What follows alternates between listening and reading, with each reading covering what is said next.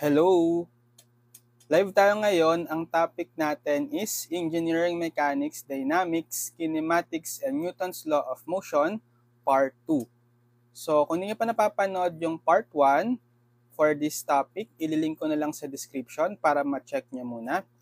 Para meron na kayong idea sa mga isa-solve nating problems ngayon. Okay, so ito yung mga concepts natin.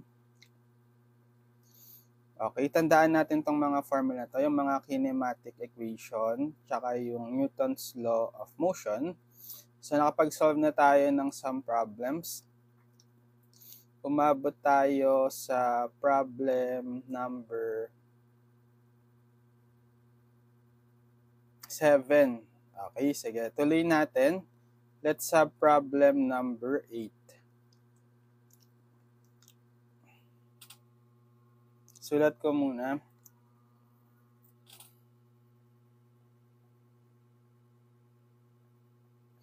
A body of mass m falls in a resisting medium where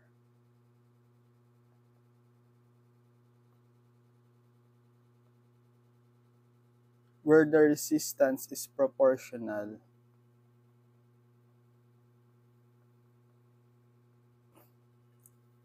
to the velocity.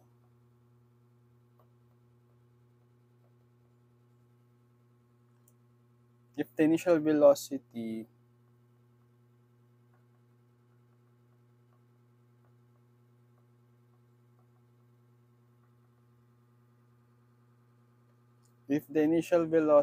is v0, find the velocity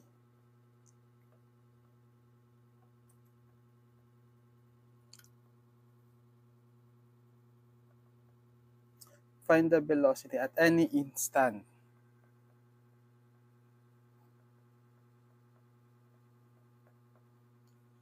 and the limiting velocity.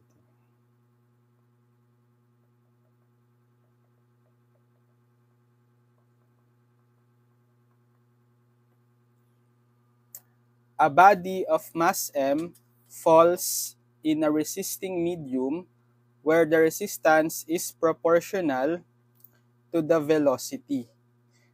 If the initial velocity is VO, find the velocity at any instant and the limiting velocity.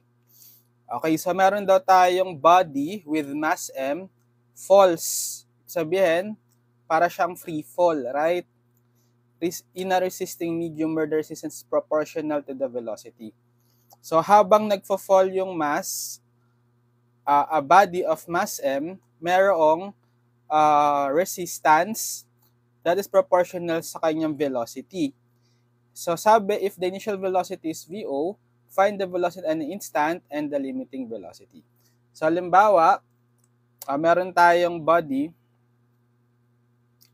okay, with mass m. Okay, tapos nagfo-fall daw siya. So yung direction ng motion niya downward, na meron daw sa resisting medium where the resistance is proportional to the velocity. So meron tayong, kung yung motion niya is pababa, okay, merong resisting medium. Bale yung nagsiserve as the force sa kanya is yung mass, or kapag kinuha niya yung weight is equal to mg, right? Okay? So yung force na to, yung weight, habang nagfo-fall siya, merong resistance against that force, yung weight niya. So kapag nagre-resist, opposite direction dapat. So kung pababa yung motion niya, dapat pataas yung resisting force. So let's say R, sabi proportional to the velocity. So ibig sabihin, meron tayong constant of proportionality, let's say C, times the velocity. So yung velocity niya is downward. Kapareho nung kanyang motion. Direction ng motion. Tapos, sabi, if the initial velocity is v naught, find the velocity. So, at t is equal to 0, v is v naught. So, find v as a function of time. Okay? So, anong gagamitin natin ditong law of motion? Yung Newton's second law.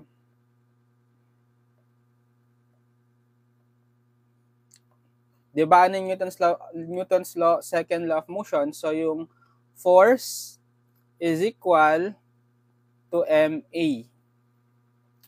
Okay, mass times acceleration.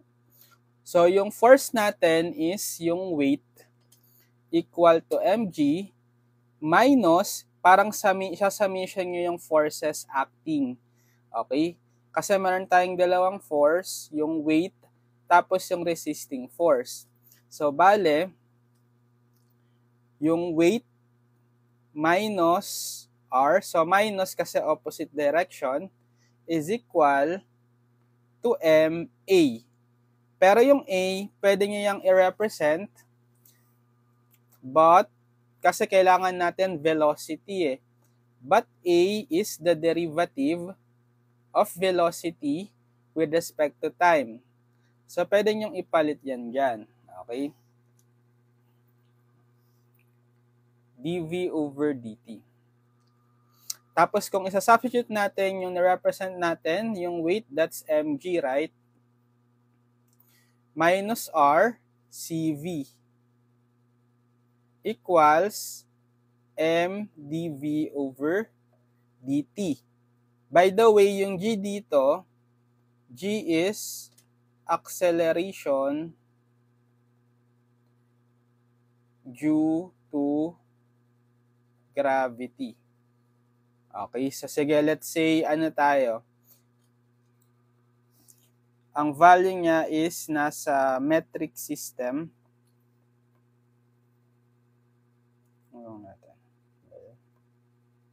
Ano yung constant value ni G? G is 9.81 meter per second square. Okay? Yan. So, ito yung ating differential equation. Okay? Constant si G dito. Tapos yung mass, m, constant din. So, hanapin natin yung velocity as a function of time. So, what if i-divide ko muna, kasi magiging ano to, pwede naman siyang separable, pero try kong alisin yung m. Multiply ko both sides by 1 over m. So, magiging, dito sa mg times 1 over m, cancel si m. Magiging g na lang. Then, minus, eto, c over m, kasi 1 over m times c, c over m times v. Then dito, makakancel si m, matitira si dv over dt. Okay? So, para mas simple, kasi constant lang naman tong c over m, palitan ko na lang siya ng let k be equal to c over m. Kung may conditions tayo, mag-a-adjust na lang yung value niyan. Okay? So, G minus KV is equal to dV over dt.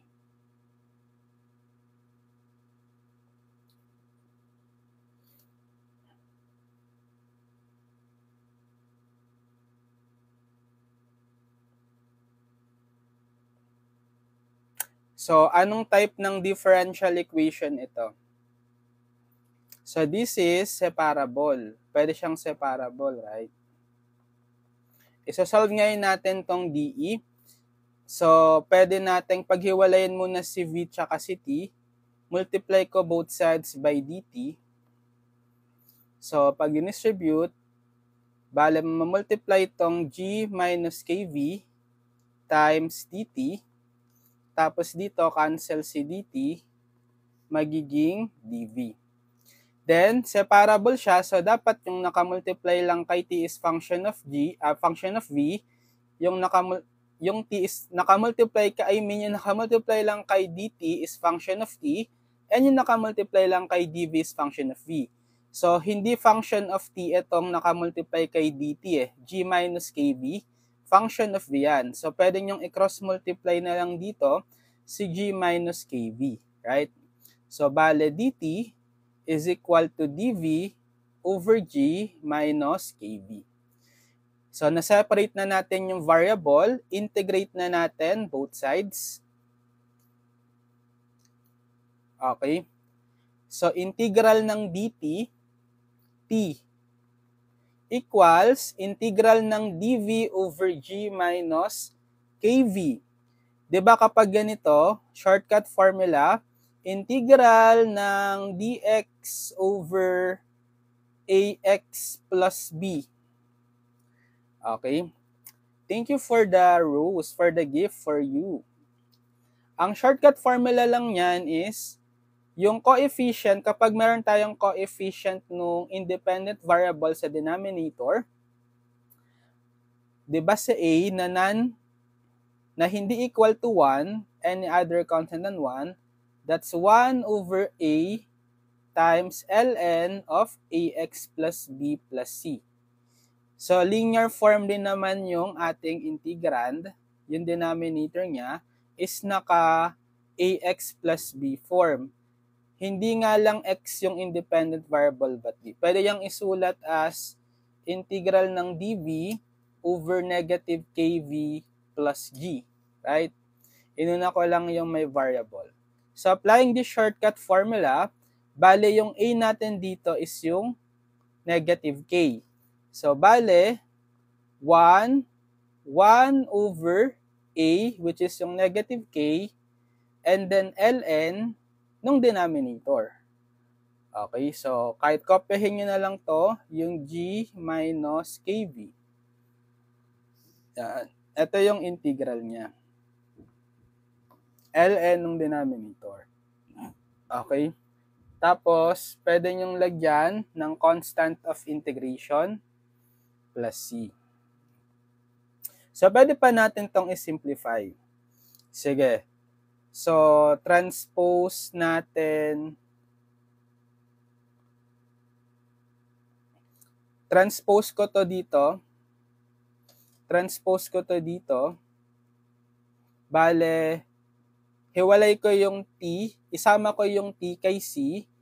Ito, pag tinranspose si 1 over negative k ln g minus kv sa kaliwa, magiging positive. Kasi gawa nung negative siya dito, magiging positive 1 over k ln ng g minus kv.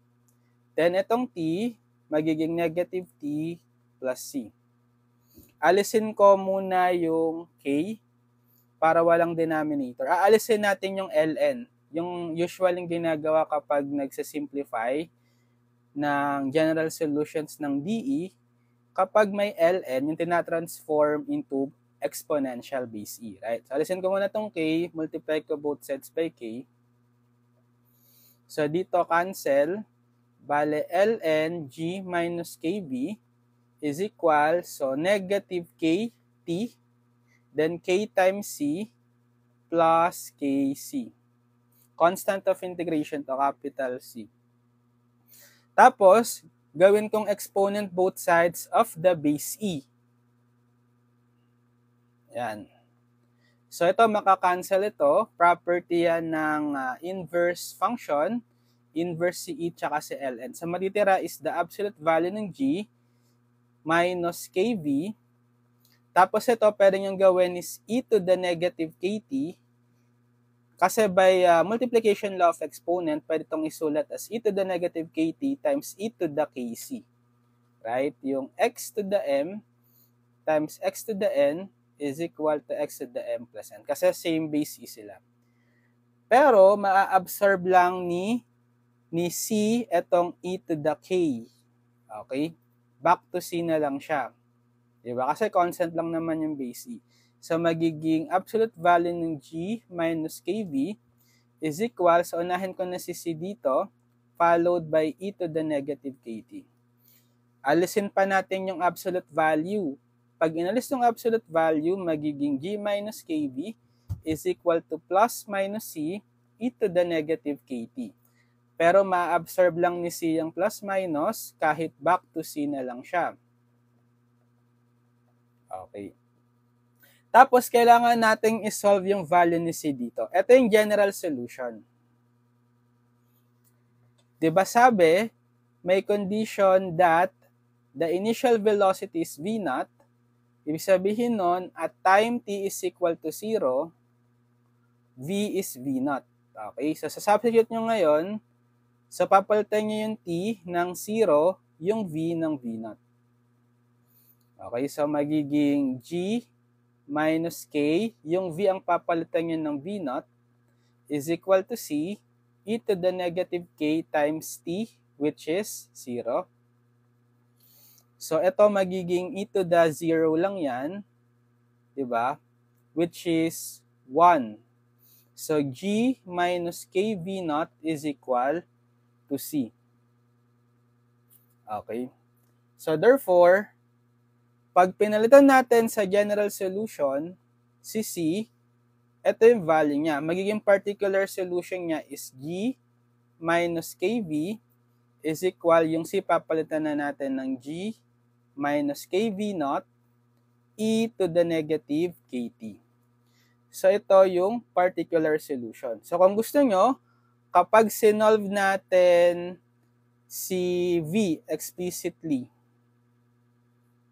okay, tatranspose lang natin si G dito. So, bale, negative KV is equal to negative G, then plus G minus KV0 e to the negative KT, then divide both sides by negative K. Pag sinolve natin si V explicitly, so cancel ito. V is, so distribute nyo yung negative K, bale negative G over negative K, then plus G minus KV0 over negative K e to the negative KT. So, V is, so makakancel nyo to, positive G over K na siya. Tapos ito, pwede nyo gawin, distribute nyo itong K.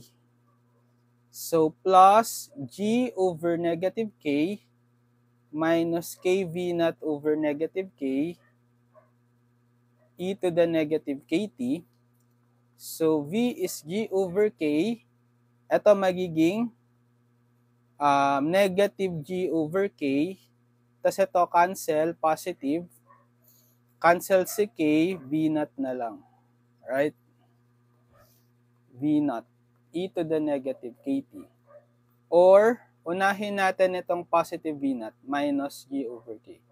So, G over K plus V0 minus G over K e to the negative KT. So, ito yung equation ng velocity as a function of time. V is G over K plus V0 minus G over K e to the negative KT. Okay? Yan yung sagot doon sa first part. So, find the velocity at any instant. Yung velocity as a function of time.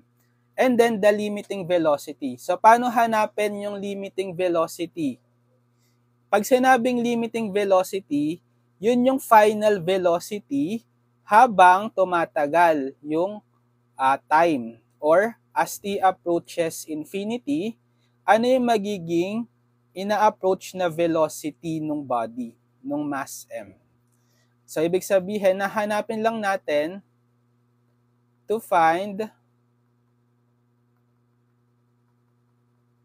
the limiting velocity.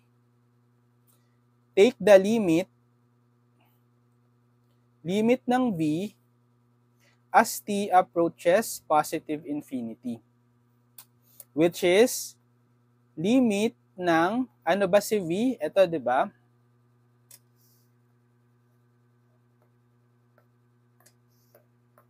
Okay. Kuhain nyo yung limit nito as t approaches infinity.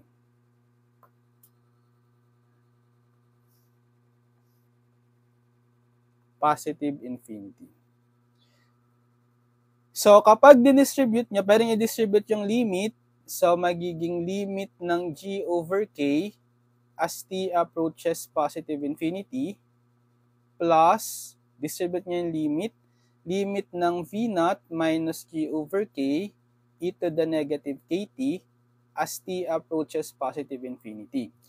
Ano ang limit ng any constant? Kasi si G over K is constant, right?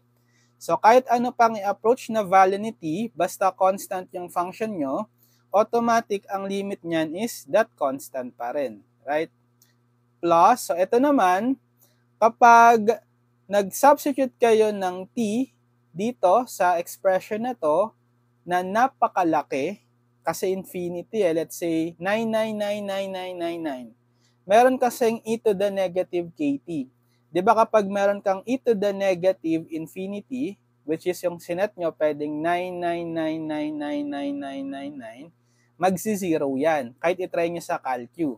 So therefore, zero yung limit netong part na to. Gawa ng may nakamultiply sa kanya na e to the negative kt plus 0. So therefore, ang limiting velocity natin is G over K. Ito yung limiting velocity.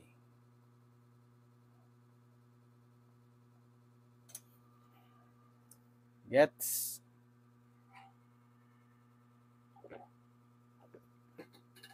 Okay, problem number 8. 9. Let's have problem number 9. Sulat muna natin. A weight of W Newton falls from rest if the resistance of the air is proportional to the velocity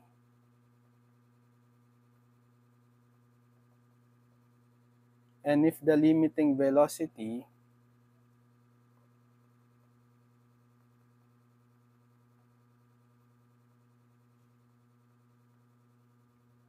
is 52 meter per second, find,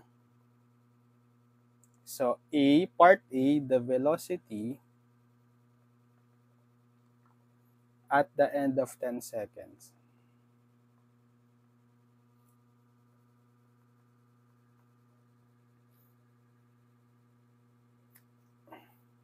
B, the distance fallen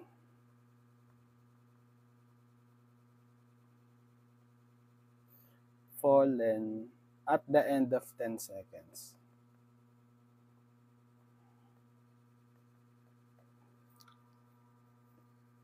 C, the time when the velocity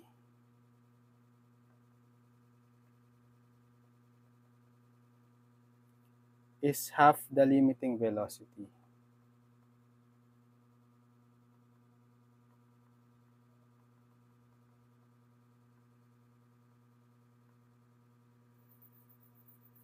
And D, the time when the distance fallen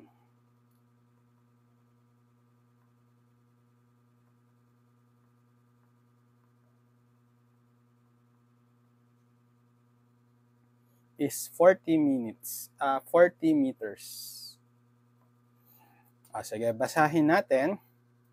A weight of W Newton falls from rest if the resistance of the air is proportional to the velocity and if the limiting velocity is 52 meter per second, find, so meron tayong part A, B, C, D. So sa part A, the velocity at the end of 10 seconds. So what do you notice? Same lang naman to sa problem 8, di ba? Kasi meron daw tayong weight na nagfo-fall from rest. Bale, ang V0 natin doon, kasi from rest, ibig sabihin, walang motion, 0. So, ang mga unit natin is meter per second. Tapos, proportional daw yung resistance sa velocity. Di ba kanina, ganun din yung resistance natin, proportional to the velocity. Ibig sabihin, same problem lang yan. Okay? Meron lang tayong mga specific condition dito. So, ang solution pa rin netong differential equation natin dito sa 9, yung na-derive natin. Okay? Ito pa rin, di ba? Kasi pareho sila ng condition. Parehong falling body, tapos may resistance that is proportional sa velocity. So, kapag sinolve mo yung DE nitong problem, same lang sa 8. So, hindi na natin isa-solve. So, na tayo? Na tipid na tayo sa work. Kasi, ito na yung na-solve natin sa problem 8. Right? Ang gagawin na lang natin is to identify. So, di ba, ang initial velocity V0 is 0, tapos binigay na sa atin yung limiting velocity. Di ba, ano yung limiting velocity natin? Limiting velocity natin is 52 meter per second. Which is, sa formula kanina, doon sa problem 8 kanina, ano yung naging value ng limiting velocity? G over K, right? Okay? Which is dapat equal to sa G over K. So, kapag sinubstitute natin, so V is equal sa G over K, limiting velocity, 52, plus, so si V0 is 0, right? Minus G over K, which is limiting velocity yan. Yung G over K, di ba? 52, ulit. E to the negative KT. So, bale V is 52 minus 0 minus 52, negative 52 na lang, e to the negative KT. Or kung gusto nyo, i-factor nyo si 52. So, 52 times the quantity, 1 minus e to the negative KT. Pero kulang pa tayo. Ano yung kulang natin? Hindi pa to kompleto. May value pa dapat si K. Right? Wala dapat tayong missing unknown value ng variable except sa V at T.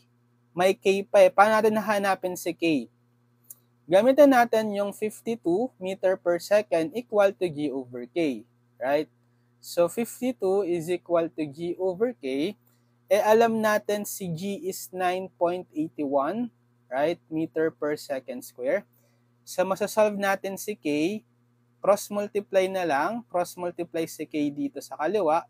Cross-multiply pababa si 52 sa kanan. So, K is G, which is 9.81 divided by 52.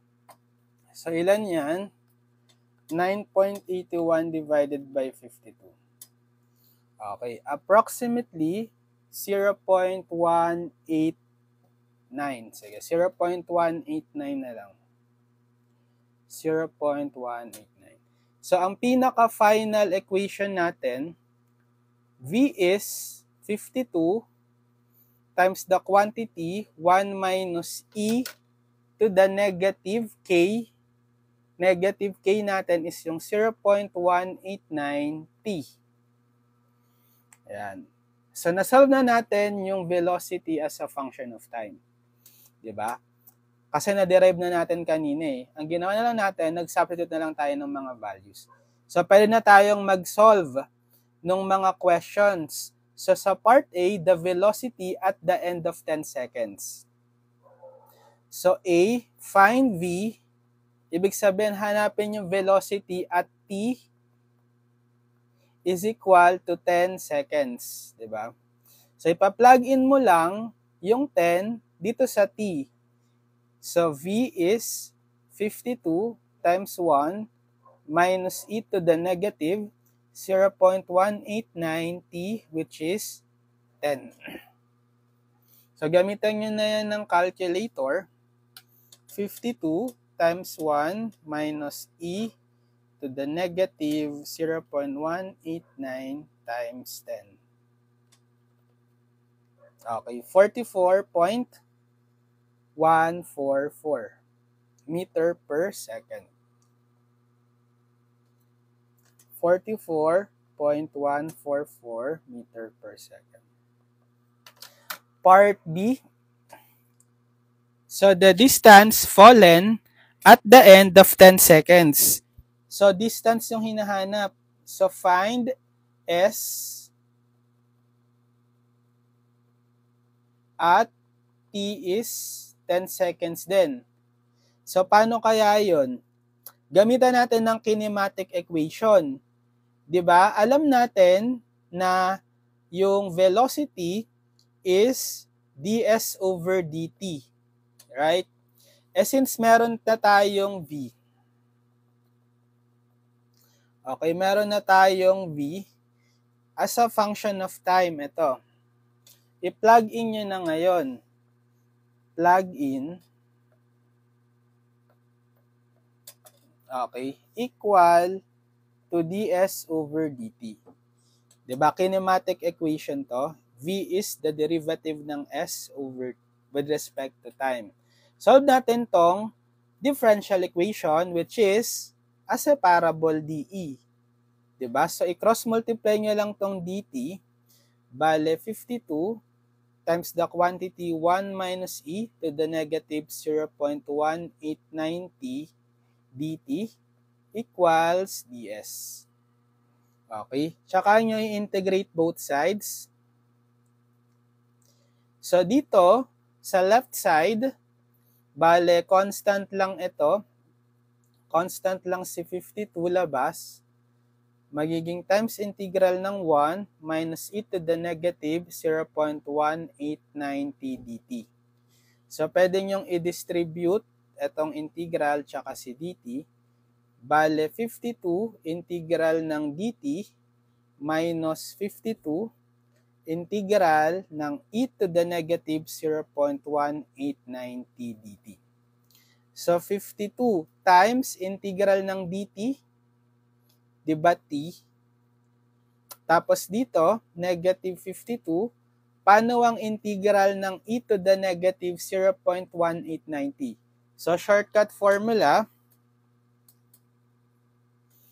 kapag meron tayong integral ng e to the at dt, diba that's just equal to 1 over a e to the at plus c. Bale, yung a is the coefficient ng t. So, dito meron tayong coefficient ni t. Si negative 0.189. Siya si a. Right? So, applying the formula, shortcut, integral nito is 1 over the a negative 0.189,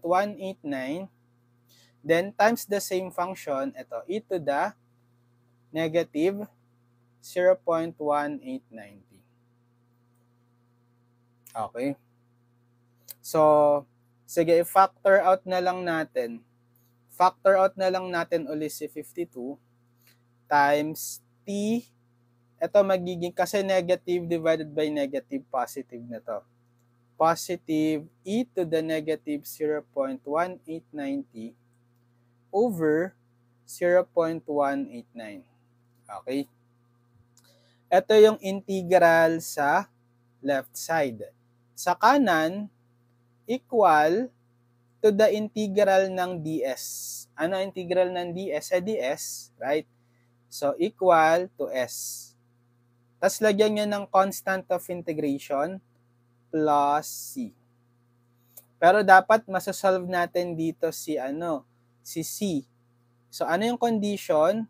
At t is equal to 0, s niya dapat is 0. Wala pa siyang natatravel na distance, di ba?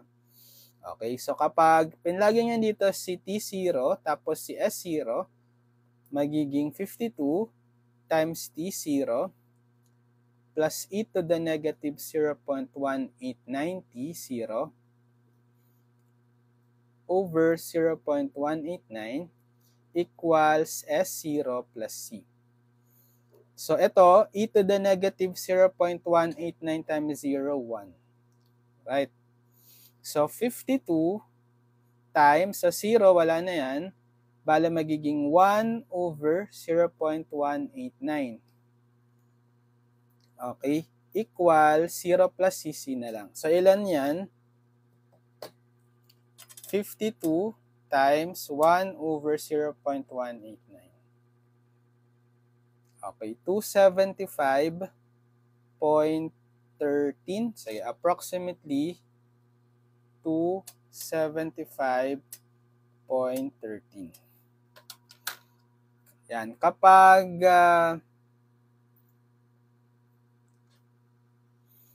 sinubstitute na natin, sige, copy ko to, yung general solution, yung may plus C for S, papalitan natin ngayon si C, yung nakuha natin, ito, substitute yung 275.13. So, pag sinolve natin explicitly si S as a function of time, transpose nyo lang si 275.13 sa kaliwa. So, 52 times t plus e to the negative 0.189t over 0.189 minus, okay, minus 275.13 is equal to S. So, yan yung function. Ito yung displacement S as a function of time. So, pwede na natin ma-plug in yung specific time kasi find S is at t is equal to 10 seconds. So, evaluate natin tong S at t is equal to 10. Therefore, S is, papalitan nyo yung mga t ng 10. So, 52 times t, 10, plus e to the negative 0.189 t, palitan nyo ng 10, over 0.189, then minus 275.13. Sige, gamit na lang kayo ng calculator.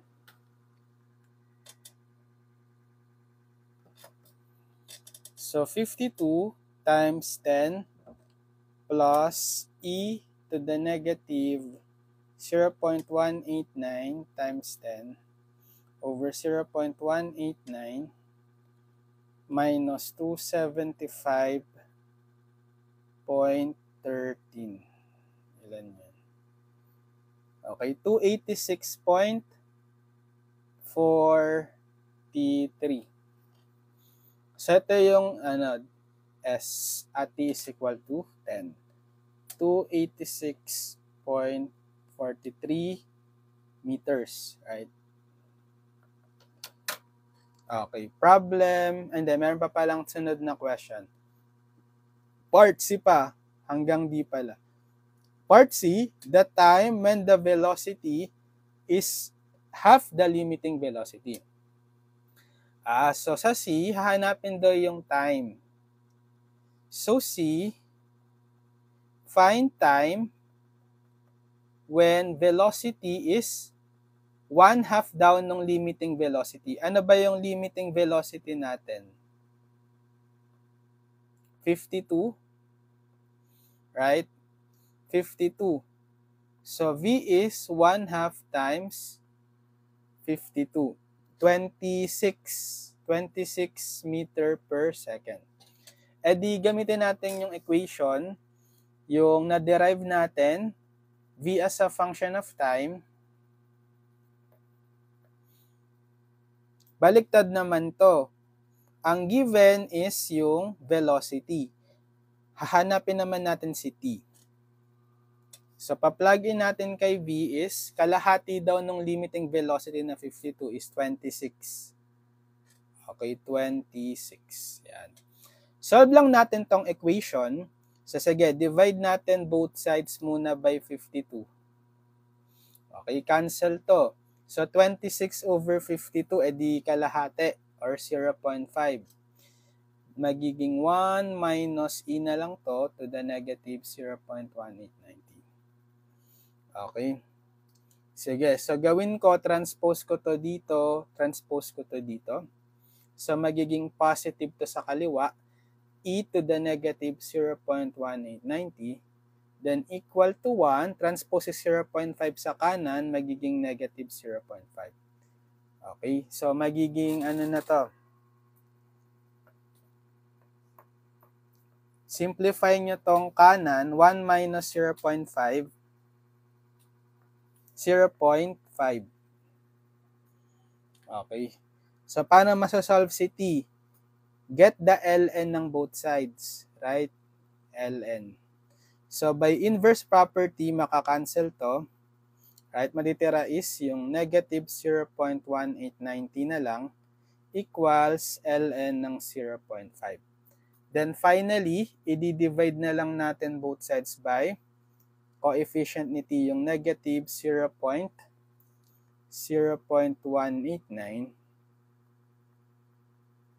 para ma-solve si t. Okay, so si t is ito, ln 0.5 divided by negative 0.189. So, ilan kaya yan? Gamit kayong calcu. ln 0.5 divided by negative 0.189. Okay, approximately 3.67 seconds. 3.67 seconds. So, ito yung sagot sa part C. Tapos last, may part D pa tayo. The time when the distance fallen is 40 meters.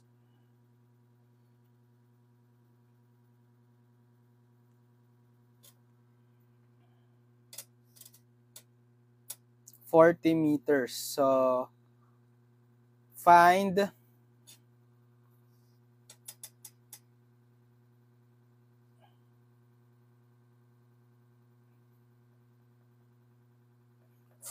t when s is 40. Diba meron na tayong equation ng s as a function of time? We have, isa na yun. Ito. So, copy natin.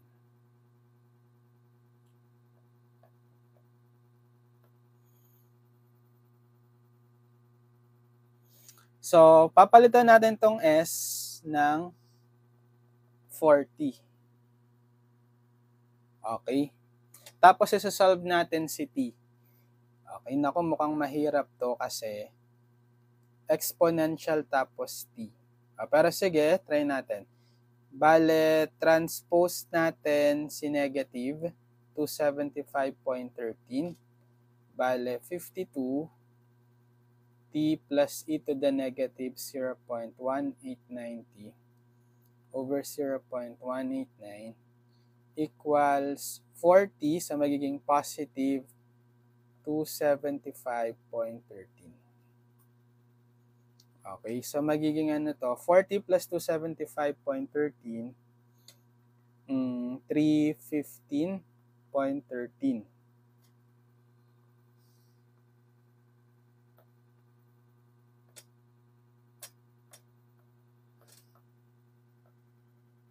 Okay. I-shift solve na lang kaya natin. Sige, shift solve na lang natin. So, 52 alpha x, yung tigan kong alpha x, plus alpha e raised to negative 0.189 alpha x over 0.189 equals 315.13. Okay, shift solve. Initial guess, let's say 3. Kahit anong initial guess. Kaya to. Ayun. 3.13. So, t is 3.13 seconds. So ito yung time kung kailan magiging ang displacement or distance S is 40. Distance traveled, 40 meters.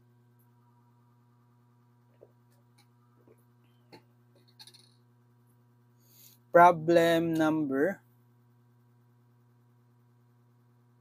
9. Okay, sige, let's have problem number 10. For problem number 10, sulat muna natin. A body falls in a medium offering resistance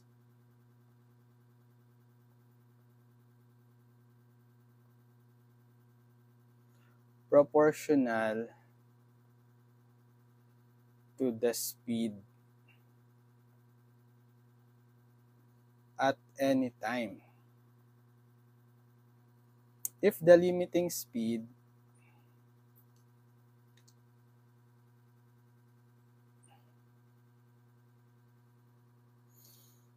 is 15 meter per second, and if the body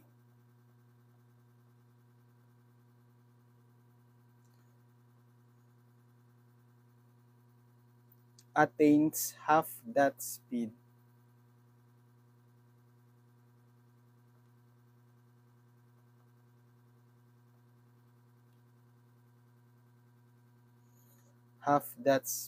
in 1 second,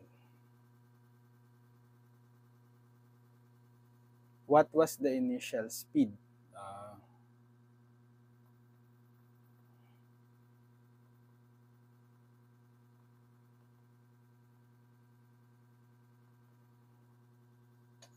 So, a body falls in a medium offering resistance proportional to the speed at any time. If the limiting speed is 15 meter per second, and if the body attains half that speed in 1 second, what was the initial speed? So, yung speed, pwede na din natin i-consider as the velocity, diba? Almost same lang naman sila, may direction lang si velocity. So, same lang din to sa previous problems 8 and 9 kasi meron din daw tayong body falling in a medium. Tapos yung resistance daw proportional to the speed or the velocity at any time. Eh di same equation lang. So therefore, yung formula natin doon, let's say V is G over K plus V naught minus G over K e to the negative KT. Okay, so meron tayong limiting speed or limiting velocity, that's 15 meter per second, right?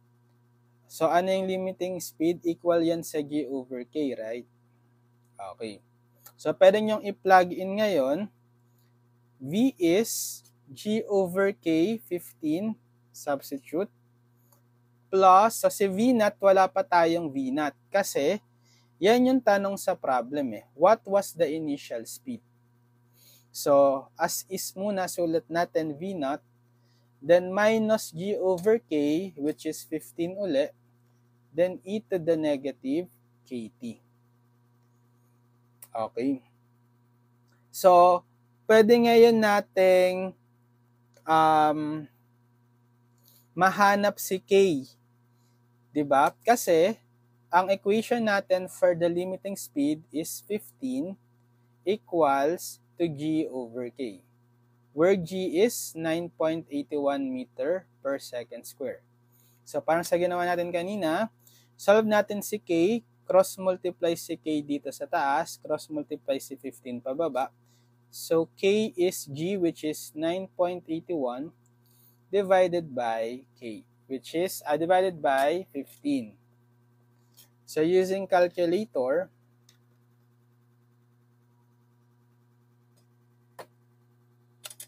(9.81) divided by 15. Okay, 0.654. So, K is 0.654. So, pag sinubstitute natin, V is 15 plus V naught minus 15 e to the negative K. So, si K yung nakuha natin, substitute na natin 0.654 times T. So, paano natin nahanapin si V naught? Using yung condition. Kasi sabi, it attains, if the body attains half that speed in 1 second. Ano yung half that speed? Yung that na tinutukoy is yung limiting speed. Right? At 1 second, so ibig sabihin, at t is 1 second, yung v natin is kalahati daw ng limiting speed, which is yung 15, di ba? Okay. So, v is 1 half ng 15, 7.5. So, substitute ngayon natin. V is 7.5 equals 15 plus V naught minus 15 e to the negative 0.654. Yung T, papalitan nyo ng 1. Okay. Tapos, sasolve natin ngayon dito si V naught. Transpose nyo dito si 15. Okay. Sa kaliwa. So, 7.5 minus 15 is equal to V naught minus 15. So, ito magiging e to the negative 0.654 na lang. Right? Kasi naka times 1. 7.5 minus 15, negative 7.5. Equal to V naught minus 15. Kapag may negative exponent, pwedeng bumaba sa denominator. Right? Sa baba ko siya, si E magiging e to the, magiging positive 0.654 na. Tapos, sasolve natin si V naught, alisin ko tong e to the 0.654, cross multiply. So, magiging negative 7.5 e to the 0.654 equal to V naught minus 15. Then finally, transpose nyo na lang si negative 15 sa kaliwa. Bale, negative 7.5 e to the 0.654 plus 15. Si negative 15 transpose equals V naught. So therefore, V naught, ito input nyo sa calcu. Negative 7.5 e to the 0.654 plus 15. Ilan? Okay, approximately 0.576. 0.576 ang unit meter per second. Ito yung second.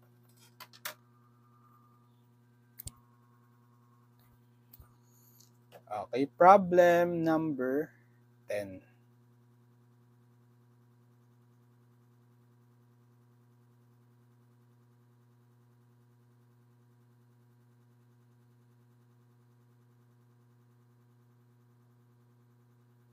Number 11 nga tayo.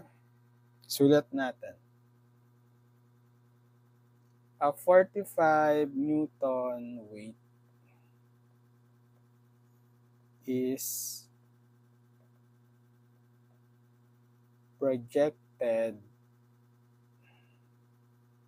downward with an initial speed of 4.6 meter per second against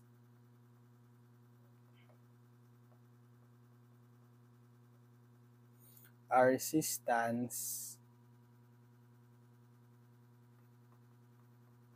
which is proportional to the speed.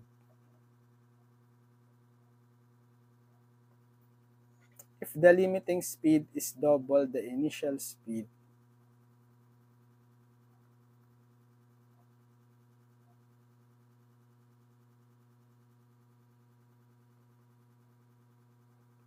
is double the initial speed. How far has the body traveled?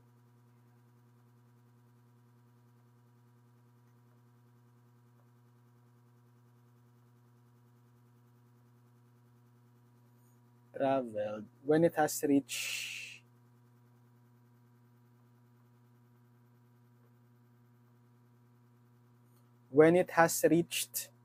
a speed of 6 meter per second. Sige, basahin natin. 45 Newton weight is projected downward with an initial speed of 4.6 meter per second against a resistance which is proportional to the speed. If the limiting speed is double the initial speed, how far has the body traveled when it has reached a speed of 6 meter per second? So, almost same lang to or same lang talaga doon sa condition sa mga previous problems, di ba? O, meron din daw tayong 45 Newton weight projected downward sa free fall. Tapos, yung resistance daw is proportional to the speed or velocity. Eh di same equation lang tayo na yung na-derive natin, di ba? Velocity at any time t is g over k plus v naught minus g over k e to the negative kt. Identify lang natin yung limiting speed daw and then yung initial speed v naught yon 4.6, right? Tapos yung limiting speed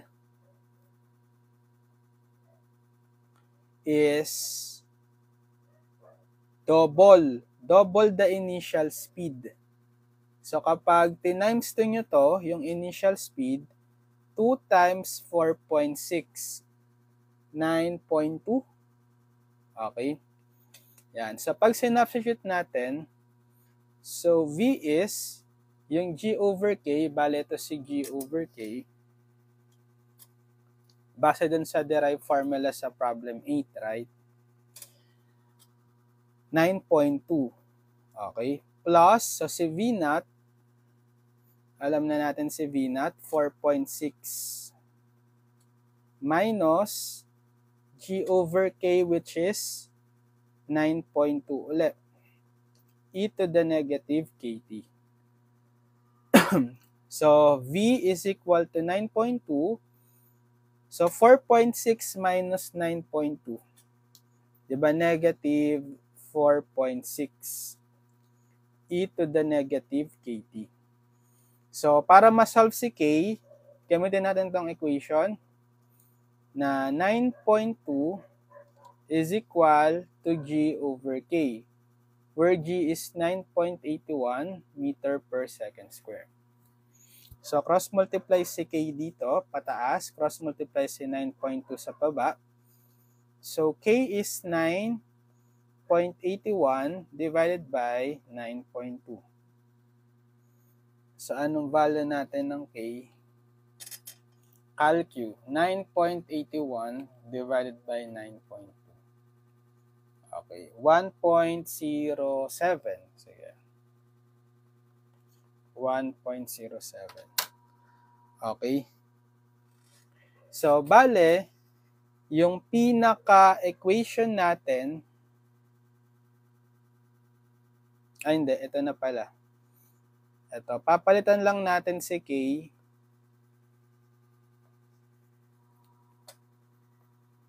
Si K ng, yung nakuha nating value. Ito, papalitan ko yung K ng 1.07t.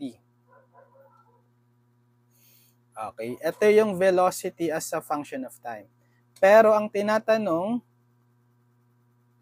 how far has the body traveled when it has reached a speed of 6 meter per second? So, kailangan natin ng distance or displacement kasi how far yung tanong. So, gamitin natin yung formula, kinematic equation. Diba, velocity is ds over dt. Yan.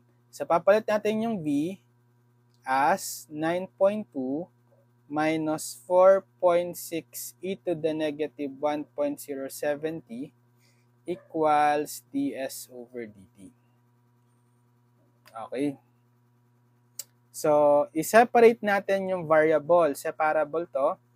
Pag-iwalayan si ds saka si dt, cross-multiply ko na lang si dt dito sa kaliwa, sa numerator. So, magiging 9.2 minus 4.6 e to the negative 1.070 times dt is equal to ds. Okay. So, separated na yung variables, integrate na natin both sides. So, pwede nating i-distribute yung integral symbol tsaka yung dt. So, itong 9.2 constant, gilid, integral ng dt, tapos 4.6 constant gilid, times integral ng negative 1.070 dt is equal to integral ng ds is s. Sige, integrate na natin.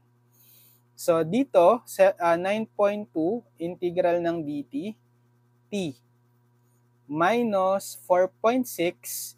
So, ano ulit yung shortcut kapag integral ng e to the at? Yung a nyo dito is yung coefficient ni t, negative 1.07. Diba? That's 1 over the a, negative 1.07. Okay. Then, copy the same exponential function e to the negative 1.070. Then, equal to s. Lagyan natin ito ng plus c, constant of integration. Okay. So, pag sinimplify natin, 9.2t, ito, simplify nyo to, magiging anong value yan? Negative 4.6 times 1 over negative 1.07. Okay, positive 4.3 plus 4.3 e to the negative 1.070 is equal to s plus c. Okay? Pero kailangan nating ma-solve si c. Gamitin natin yung initial condition, di ba? At t is equal to 0, syempre yung s, 0 pa rin. Wala pang displacements traveled, right? So, substitute, t is 0, then s is 0. 9.2, t palitan ng 0, plus 4.3, e to the negative 1.070, 0, substitute, equal to s0 plus c. So, ito wala na yan. Ito kasi, yung e to the negative 1.07 times 0, e to the 0 lang yan, or 1. Right? So, matitira is 4.3 times 1 is equal to 0 plus c or c na lang. So, anong value ni c? 4.3 times 1 or 4.3. So, para makuha yung particular solution, diba ito yung general solution for s, copy nyo lang, then substitute natin c yung nakuha is 4.3. 4.3. Kung isa-solve natin si s explicitly as a function of time, transpose nyo lang si 4.3 sa kaliwa. So, 9.2 plus 4.3 e to the negative 1.070 minus 4.3 is equal to s. Okay? Or gusto nyo i-factor out nyo si 4.3. 9.2t plus 4.3 e to the negative 1.070 minus 1. Okay? Or s is equal to 9.2t plus 4.3 e to the negative 1.070 minus 1. So, sabi, hahanapin daw yung distance traveled when it has reached a speed of 6 meter per second. Kasi yung ating distance equation is, or yung s as a function of time, in terms of t siya. Kailangan mahanap natin yung time when na-reach yung speed na 6 meter per second. Paano kaya? Gamitin natin yung velocity equation. Diba? Ito. Yung velocity equation is ito. Hanapin natin yung time when velocity is 6 meter per second. Nang sa gayon, pag nahanap na yung time t, ipa-plug in nyo ngayon sa S. So, find t muna. Find t when velocity is 6 meter per second.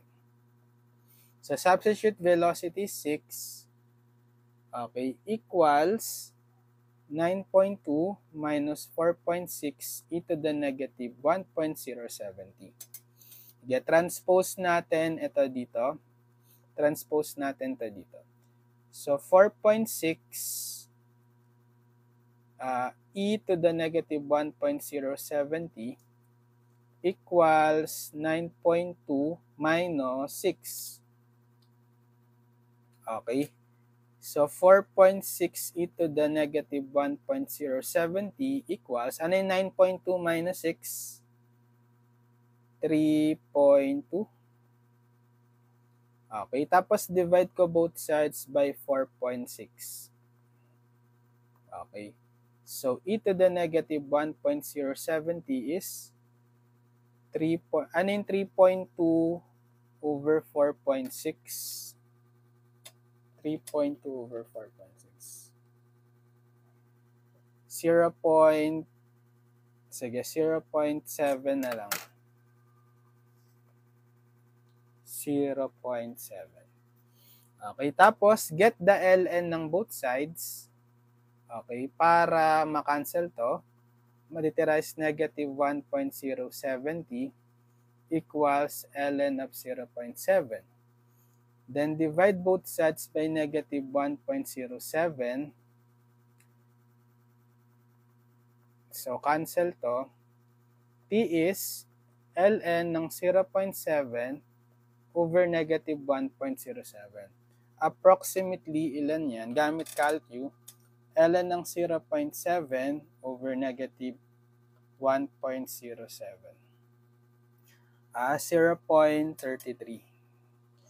So, T is 0.33. Ayan. So, kapag nakuha natin yung time, i-plug in nyo na sa S. So, find S. Ngayon, when T is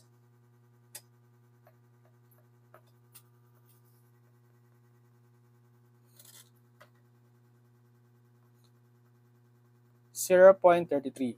Kasi ito nga daw yung time kung kailan magiging speed is 6 meter per second. Right? So, therefore, S is 9.2. Papalitan niya yung mga T ng 0.33.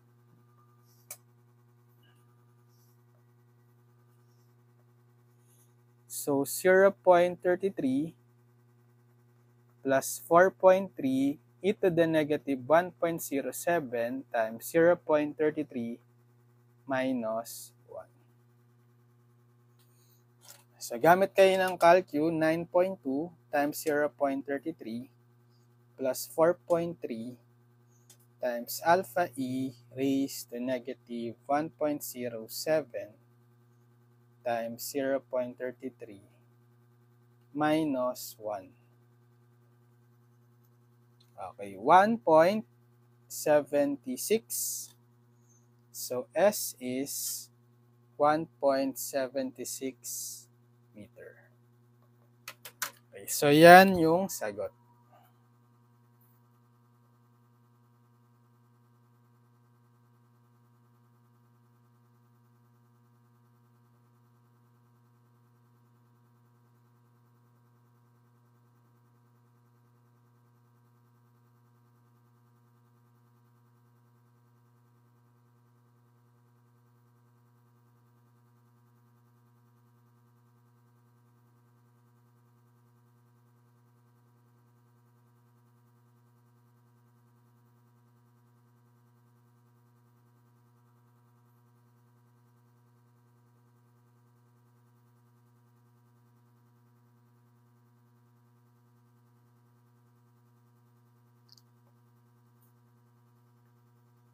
So, siguro hanggang dito na lang muna. Okay, so nakasolve din tayo ng 11 problems. Yan. So, link ko na lang sa description yung mga past video tutorials natin sa differential equations para ma-check nyo. Tsaka yung pinaka-playlist ng differential equations. Para lahat ng mga video tutorials natin, including yung old tsaka currently uploaded video tutorials, mapanood nyo. Para meron kayong guide for your whole subject sa differential equations, lahat ng lessons. Okay, so good luck sa mga nagtitake ng differential equations. Kayang-kaya nyo yan. Basta mag-aral lang mabuti, practice lang mag-solve ng maraming problems, so mapapasa nyo naman siya. Okay? And manood lang kayo ng mga video tutorials natin sa YT channel. Okay, so sige, see you on my next video tutorial, guys. Okay, God bless everyone. Bye-bye!